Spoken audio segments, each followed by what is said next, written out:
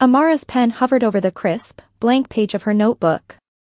The quiet hum of the refrigerator filled the kitchen as she sat at the small wooden table, sunlight streaming through the blinds.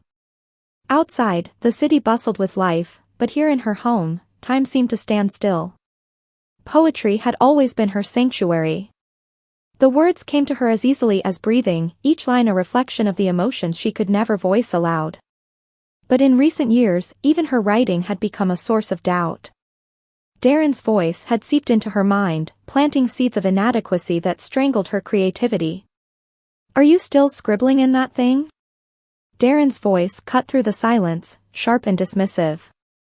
Amara startled, her pen leaving a jagged mark on the pristine page. She looked up to see her husband leaning against the doorway, his suit impeccably tailored, his phone in hand. "It's not scribbling," she replied softly, though her voice wavered. "I'm writing."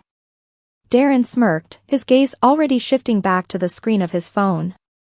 "Sure, babe. Whatever you need to tell yourself. Just don't forget to order the groceries. I've got a client dinner tonight, and I don't want to come home to an empty fridge." Amara nodded, swallowing the lump in her throat. She watched him leave, his polished shoes clicking against the tile floor. Once, she had loved the way he commanded a room, his confidence and charm. Now, that confidence felt suffocating, a constant reminder of how small she had become in her own life.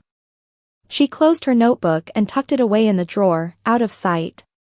The early days of their relationship had been nothing short of a whirlwind. Darren had been enamored with her poetry, praising her talent and encouraging her to dream big. "You could be the next Maya Angelou," he'd said once, his eyes sparkling with admiration. But as Darren's career took off, his attention shifted. Long hours at the office turned into business trips and client dinners, leaving Amara alone more often than not. When they did spend time together, his compliments were replaced with criticisms, his encouragement with dismissive remarks. "You should focus on something practical," he told her one evening as they sat on the couch. "Poetry doesn't pay the bills." Amara had nodded, wanting to avoid another argument. She took on more responsibilities at home, managing their household so Darren could focus on his work. She told herself it was temporary, that things would get better.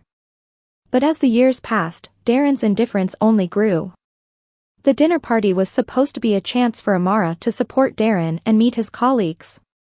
She'd spent hours preparing, choosing a dress that made her feel confident and practicing small talk in the mirror. When the evening arrived, she found herself seated at a table surrounded by Darren's co-workers, their laughter and chatter filling the air. Amara felt out of place, her voice drowned out by the confident banter around her. "So, what do you do?" one of Darren's colleagues asked, turning to her with a polite smile. "I write poetry," Amara replied, her heart pounding. Darren chuckled before she could continue. "She's just playing at being a writer," he said, his tone light but cutting. "Don't expect a bestseller anytime soon." The table erupted in polite laughter, and Amara felt her cheeks flush with embarrassment. She looked down at her plate, unable to meet anyone's gaze. The rest of the evening passed in a blur, her appetite replaced by a heavy knot in her stomach. The next morning, Amara discovered Darren had posted a sarcastic comment on social media about her poetry. "When your wife thinks she's the next Shakespeare, #keep dreaming," the post read. Friends and acquaintances had commented with laughing emojis, their reactions stinging more than she could have imagined. That was the moment Amara knew she couldn't stay. Amara packed her things quietly while Darren was at work. She left a letter on the kitchen table, her hands trembling as she placed it next to his favorite coffee mug. The letter was short and to the point. "Darren. I've given everything to this marriage, but I can't give any more. You don't see me, and I can't keep losing myself trying to make you happy. I'm leaving to find my own happiness. I hope one day you'll understand." She moved in with her childhood friend, Hannah, who welcomed her with open arms. "You deserve so much better," Hannah said, hugging her tightly. In the weeks that followed, Amara found solace in her poetry. She began sharing her work online, her words resonating with readers who appreciated her honesty and vulnerability. A literary agent reached out, captivated by her unique voice, and offered to help her publish a collection of poems. Amara's book, Invisible No More, became an unexpected bestseller. Readers praised her raw, emotional storytelling, and she was invited to speak at literary events. For the first time in years, Amara felt seen and heard. At one such event, she met Lucas, a fellow writer who admired her work. Their connection was immediate, their shared love for storytelling forming the foundation of a deep and meaningful relationship. "You have a gift," Lucas told her one evening as they strolled through the city. "And the world is lucky to witness it." Amara smiled, her heart full. She had found not only her voice but also someone who valued her for who she truly was.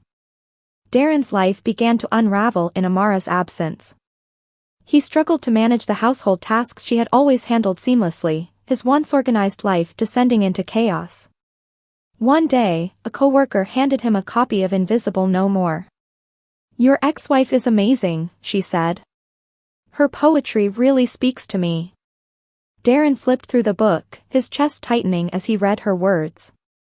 The poems were raw and heartbreaking, each line a testament to the pain she had endured in their marriage.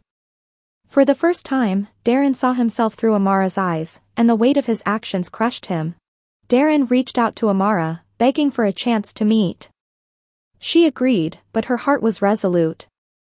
"I'm sorry," Darren said, his voice trembling as they sat across from each other at a cafe. "I didn't realize how much I hurt you.